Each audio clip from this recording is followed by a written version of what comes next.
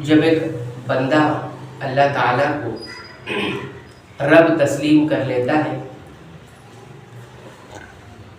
علمی اعتبار سے بھی اور عملی اعتبار سے بھی، یعنی اس کے علم میں اللہ رب العالمین کی ربوبیت پر ایمان ہے اور اسے وہ اچھی طرح سے سمجھ اور جان لیتا ہے، تو یہ چیز یعنی بندے کا اللہ رب العالمین کو رب تسلیم کر لینا، یہ اس چیز کو لازم کرتی ہے کہ بندہ اپنی عبادت میں، یعنی وہ جو عبادت اللہ کے لیے کر رہا ہے اس میں وہ مخلص ہو جائے، خالص عبادتیں صرف اور صرف اسی کے لیے کرے، اور اسی طرح اپنی جو عاجزی ہے، بے بسی ہے اور اپنی جو کمزوری ہے اور اپنا جو جھکاؤ ہے خالص اللہ کے لیے کرے۔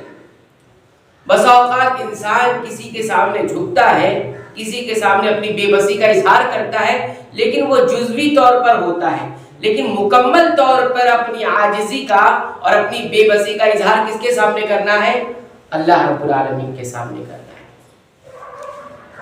قرآن حکیم کا جب ہم مطالعہ کریں گے تو قرآن حکیم کے اندر اللہ رب العالمین نے اپنی عبادت کا جب حکم دیا ہے، اس سے پہلے اپنی ربوبیت کا حوالہ دیا ہے، اور لفظ ربوبیت میں اور رب ہونے میں بڑا پیار، بڑا محبت اور بڑی شفقت ہے۔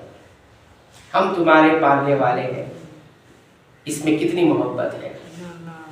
اور رب کا معنی کیا ہوتا ہے؟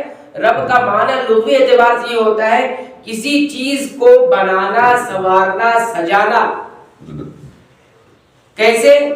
اسٹیپ بائی اسٹیپ، مرحلہ در مرحلہ، دھیرے دھیرے دھیرے کسی کو بنا کر، سنوار کر، سجا کر ایک اچھی صورت میں لے کر آ جانا، اس کو کہا جاتا ہے رب۔ اس لیے ہم لوگ کہتے ہیں تربیت کرو بچوں کی۔ تربیت کس سے بنا ہوا ہے؟ لفظ رب سے بنا ہوا ہے، تربیت۔ رب یربی تربیت مانے کسی چیز کو دھیرے دھیرے ایک اسٹیپ پہ، دو اسٹیپ پہ لے جا کر اتنا سنوارنا، سجانا، ترقی دینا کہ وہ پھر اپنی کمال کی صورت کو پہنچ جائے، مکمل ہو جائے۔ اس کو تربیت کہا جاتا ہے۔ اس لفظ میں بڑا پیار ہے، محبت ہے۔ تو اللہ رب العالمین نے اپنی عبادت سے پہلے اسی معرفت کا حوالہ دیا ہے۔ اس لیے رب کی عبادت کرتے ہوئے پہلے اس تصور کو اور اس ایمان کو سامنے ضرور رکھنا چاہیے۔ دیکھیں اللہ رب العالمین فرماتے ہیں سورہ الانبیاء نمبر 92 کے اندر، ان هذه امتکم امۃ واحدہ، یہ جو امت ہے یہ ایک ہی امت ہے، یعنی ملت اسلام ایک ہے۔ وَأَنَا رَبُّكُمْ، اور میں تمہارا پروردگار ہوں، میں تمہارا رب ہوں، میں تمہارا پالنے والا ہوں۔ فَاعْبُدُونِي، لہذا تمہارے اوپر ضروری ہو جاتا ہے کہ تم میری ہی عبادت کرو۔ دیکھیے عبادت کا حکم ہوا، لیکن اس سے پہلے رب کیا کہہ رہے ہیں؟ وَأَنَا رَبُّكُمْ۔ یہ کتنی بڑی روحانیت ہے کہ رب، ہمارا خالق، مالک، مدبر ہم سے کہہ رہا ہے کہ میں تمہارا رب ہوں۔ ذرا اس تصور کو اور اس پیار اور محبت کو ذرا تصور میں لائے، ایمان کے اندر داخل کریں۔ ایک باپ اپنے بچے سے کہے گا میں تمہارا باپ ہوں، کتنی خوشی ہوتی ہے۔ بیٹے کو ایک سپورٹ مل رہا ہے، اولاد کو ایک طرح سے اس کی ذہنی اور دلی کیفیت کو اور بڑھایا جا رہا ہے، میرا باپ۔ ماں اپنے بچے سے کہے میں تیری ماں ہوں، جانتا ہے نا بچہ جانتا ہے یہ میری ماں ہے، یہ میرے والد ہے، لیکن بولنے میں فرق ہے کہ نہیں؟ جب بولے گا تو اس کا الگ۔ تو رب نے فرمایا وَأَنَا رَبُّكُمْ، عبادت کرتے وقت سوچو رب نے خود کہا ہے میں تمہارا رب ہوں۔ وَأَنَا رَبُّكُمْ فَاعْبُدُونِ، تو ربوبیت کا ذکر کیا ہے، فوراً عبادت کا ذکر کیا ہے۔ معنی یہ ہوا کہ جب تم نے رب تسلیم کر لیا ہے تو رب تسلیم کرنے کا تقاضا یہ ہے کہ وہ عبادت کرو صرف اسی کی۔ یہ تو ایک جگہ ہوا۔ دوسری جگہ دیکھیے، دوسری جگہ اللہ رب العالمین نے سارے انسانوں کو خطاب کر فرمایا یا ایھا الناس، اے انسانو، تمام انسان۔ جس وقت یہ حکم ہے اس وقت تمام انسان، پوری دنیا کے، پوری کائنات کے، اور اس کے بعد جو انسان آئیں گے جو جن تک یہ بات پہنچے گی ان سب کے لیے۔ بعض علمی گمراہیاں پیدا کرنے والوں نے، بلکہ ان کو فلاسفہ یا معتزلہ کہا گیا، انہوں نے اس آیت کریمہ سے کہا یہ حکم صرف اس وقت کے موجودہ لوگوں کے لیے تھا، یا ایھا الناس، اے انسانوں، اعبدوا ربکم، تم اپنے رب کی عبادت کرو، یعنی اللہ کی عبادت کرو۔ تو خطاب تو اس سے ہوتا ہے جو سامنے ہوتا ہے، اور جو چلا گیا پھر اس سے کون سا خطاب، اس کو کون سا حکم، جو ہے ہی نہیں اس کو کون سا حکم؟ تو یہ علمی گمراہی پیدا کی. کیا کہا؟ یہ تو اس وقت کے لیے حکم تھا صحابہ کرام سے یا جو لوگ اس وقت موجود تھے، خطاب تو حکم تو اسی کو دیا جو سامنے ہوتا ہے، جو سامنے نہیں ہے ان کے لیے کیا حکم ہے؟ تو یہ علمی گمراہیوں سے بچے. خطاب ضروری نہیں کہ سامنے والوں سے ہی ہوتا ہو اور جو موجود ہو انہیں سے غیر موجود لوگوں کو نہیں ہوتا ہے. یعنی جب ہم درس دے رہے ہیں تو یہ درس صرف آپ ہی لوگوں کے لیے ہے، یہ جو موجود نہیں ان کے لیے نہیں ہے، ان کے لیے بھی ہے، لیکن پہنچائیں گے آپ ہی لوگ نا، بتائیں گے تو آپ ہی لوگ، یا مختلف ذرائع سے ان تک پہنچے گی بات. تو یہ بھی علمی گمراہی ہے جو پھیلائی گئی. لیکن یاد رکھیے اللہ تعالیٰ نے فرمایا اے انسانوں تم اپنے رب کی عبادت کرو. دیکھیے عبادت کا حکم کیسے دے رہا ہے؟ رب کے ذریعے. ربوبیت کا ذکر کر رہے تو رب ماننا تسلیم کرنا کتنا ہے، تو عبادت اور رب کا پہلا گہرا تعلق ہے.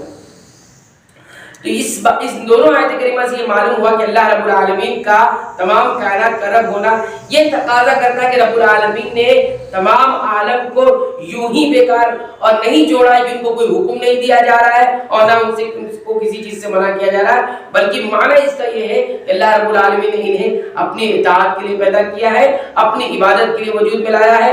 اب ان میں نیک بخت خوش بخت وہی ہوگا جو اللہ کی اطاعت کرے گا، اس کی عبادت کرے گا، اور بدبخت وہی ہوگا جو اس کی نافرمانی کرے گا اور اپنی ہوا یعنی خواہش نفس کی اتباع کرے گا، خواہش نفس کی اتباع کرے گا.